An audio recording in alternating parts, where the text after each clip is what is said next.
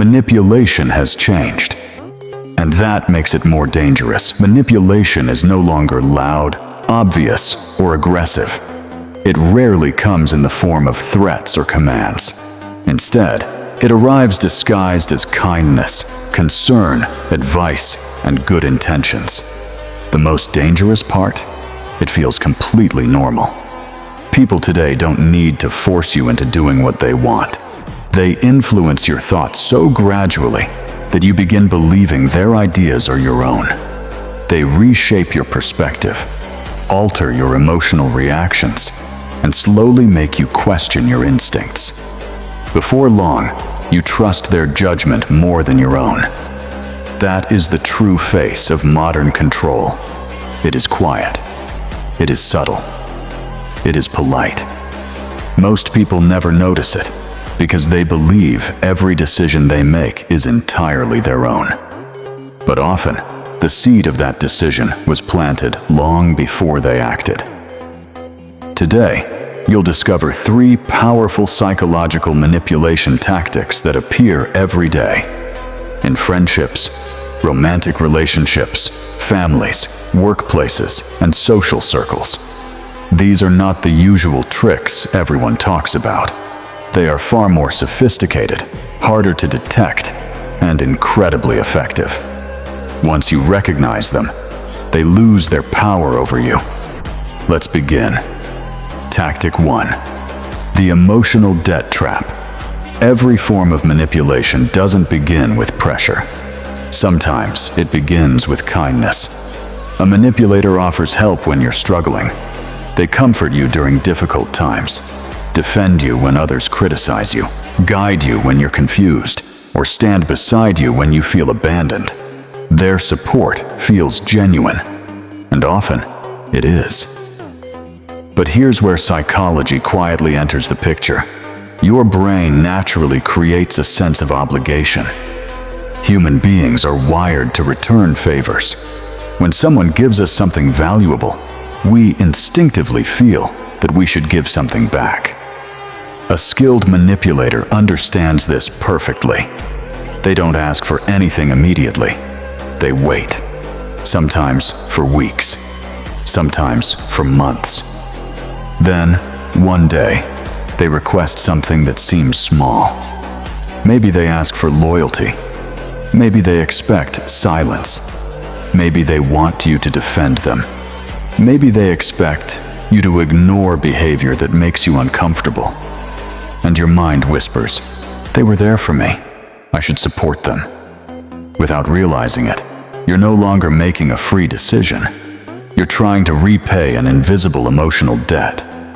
That's why this tactic is so effective. It doesn't feel like manipulation. It feels like gratitude. You think you're simply being a good friend, a loyal partner, or a grateful family member. But gratitude should never become a chain. Healthy kindness comes without hidden expectations. Real generosity doesn't demand obedience. Whenever someone uses past favors to influence your present choices, recognize what's happening. A calm response is enough. I genuinely appreciate everything you've done for me, but my decisions belong to me. I'll always be thankful. Yet gratitude doesn't require obedience.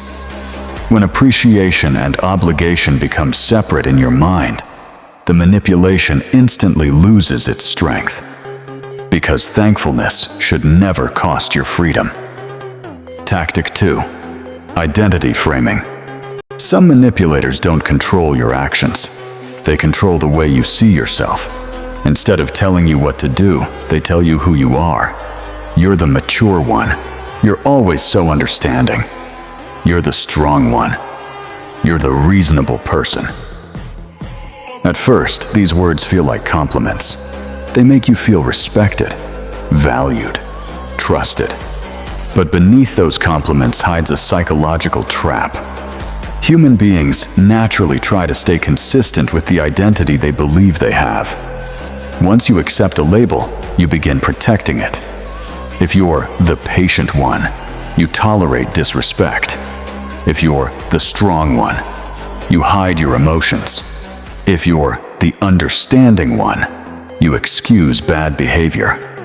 If you're the selfless one, you sacrifice your own needs. No one has to force you anymore. You begin controlling yourself. That's the brilliance of identity framing.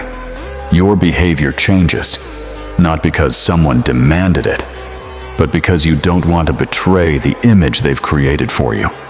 You become trapped inside a role that was never yours to begin with. The healthiest response is simple. Don't argue. Don't defend yourself. Simply reclaim your identity. I decide who I am. No one else gets to define me. Labels don't determine my choices. My values do. The moment you stop living according to someone else's description, their influence fades away. Because control only works when you accept the identity they've written for you. Tactic 3. The phantom consensus.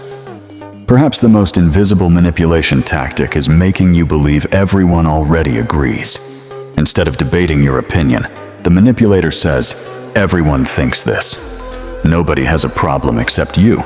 We've all already agreed."